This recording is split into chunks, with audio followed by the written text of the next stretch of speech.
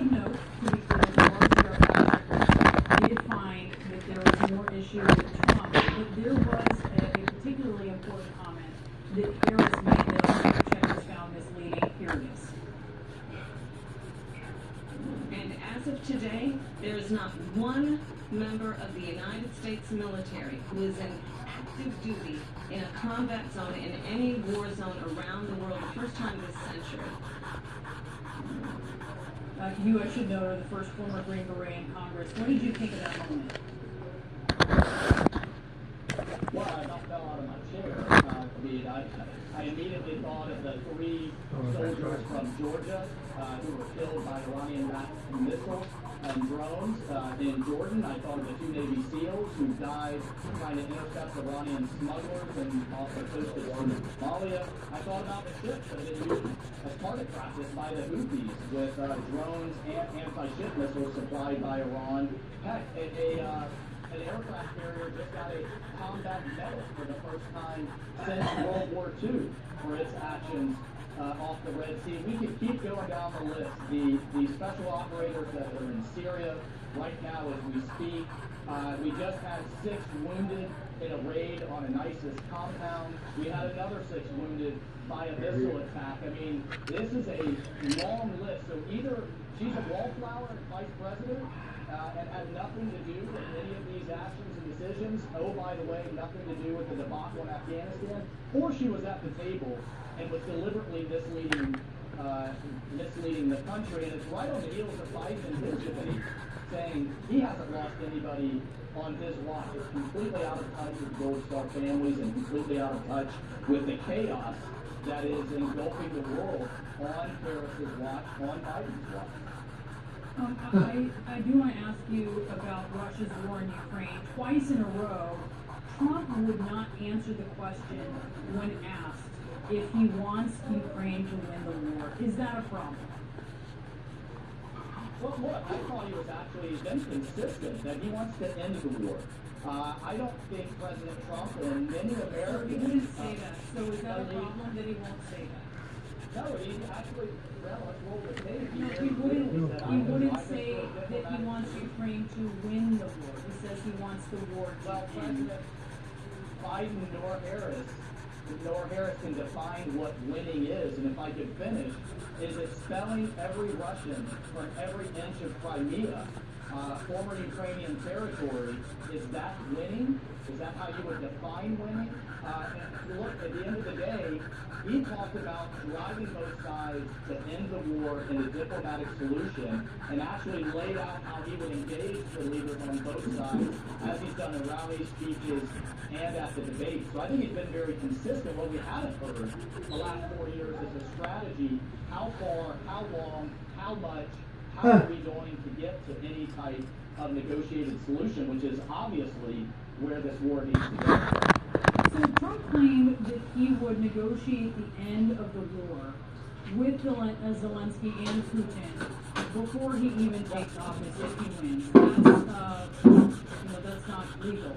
And when Punchbowl News asked you if you were open to serving as defense secretary, if asked by Trump if he wins, you were open to it. Would you personally commit to not negotiating if you were in that position? Oh, really?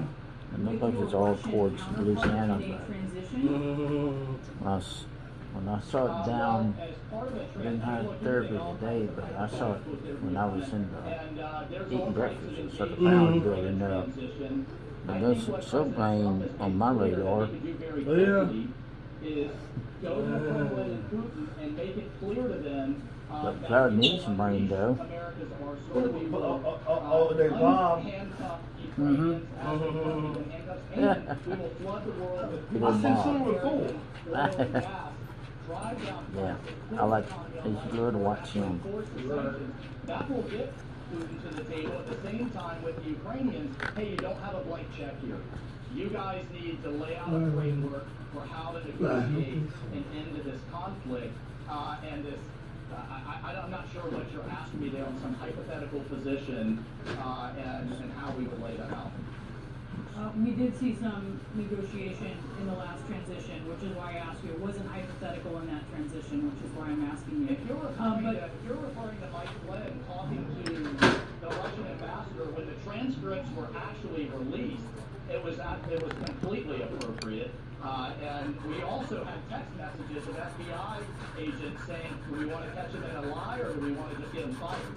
So I'm happy to go down that road because that was despicable behavior on the part of the FBI and perfectly legitimate for an incoming national security advisor during this transition to engage his counterparts. I want to ask you about abortion because J.D. Vance publicly said that Trump would veto a national abortion ban. We've seen Trump backpedal on that. He would not commit to that. He didn't at the debate. Why not? If he really thinks that this is about states and that states should make the call, why not just say that he'll veto a national abortion ban? Well, I think the president doesn't want to back himself into a hypothetical position when it's very clear, as Nikki Haley repeatedly said and was praised by many in the media, you don't have the votes. Why do we have to kind of message on this that's going to be used by the other side? But notably, Kamala Harris also wouldn't denounce late-term abortion and up to the 9th month. She completely pivoted away from that, refused to answer the question. I would just note that when it comes to abortions at or after 21 weeks, less than 1% account for that. And in a lot of those cases, it has to do with the life of the mother, or it has to do with the extreme medical conditions of the fetus that it will not survive after birth. But I do want to ask you, you said it was a hypothetical. You said it's still a large number. I mean, you have or in the case of rape or incest, barriers to access. For instance, if someone eight children in Minnesota that died after an attempted abortion were born and then still died, and we have ABC saying this never happens. When you have 8 states that have 0 restrictions, 8 states that have 0 restrictions all the way up to the minute of birth. ABC was all over the place and one-sided. So you know that's not. You know that's not. You know that's not how it happens. But I do. I want to ask you. I want to ask you because you were a surrogate. You were a surrogate for the Trump campaign. You said it's a hypothetical, but his running mate, the person a heartbeat away from the presidency, where if Trump wins, he's the oldest president. Has previously called for a national abortion ban. So I hear you saying it's a hypothetical, but it's important to ask because he will be of advanced age, and this is someone who has said what he has is called for a national abortion ban, J.D. Vance.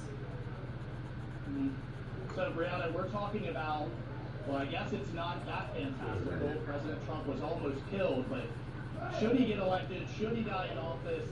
Should a bill get brought up, make it through the House, make it over the filibuster in the Senate, and now Vance is vice president, now president, what would he do? I mean, I think those are about 5 or 6 hypotheticals. President Trump has been clear that what Roe versus Wade did was take legislating out of the hands of the judiciary, put it down in the states, and now people have a vote. And he even went through the vote that happened in Kansas, the vote that happened in other states. We're about to have a vote in Florida. He's weighed in on how he would vote, but it's now in the hands of the people.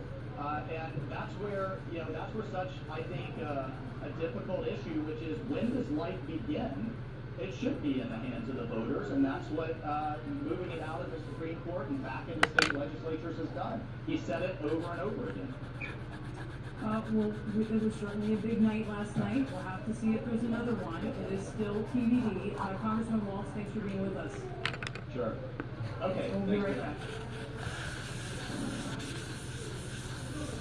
The reaction to the birth of the warrant was overwhelming. The idea that this fictional character played any role in politics is bananas. TV on the edge. Moments that shaped our culture. Premieres September 22nd at 9 on CNN. When your cat's hungry, you have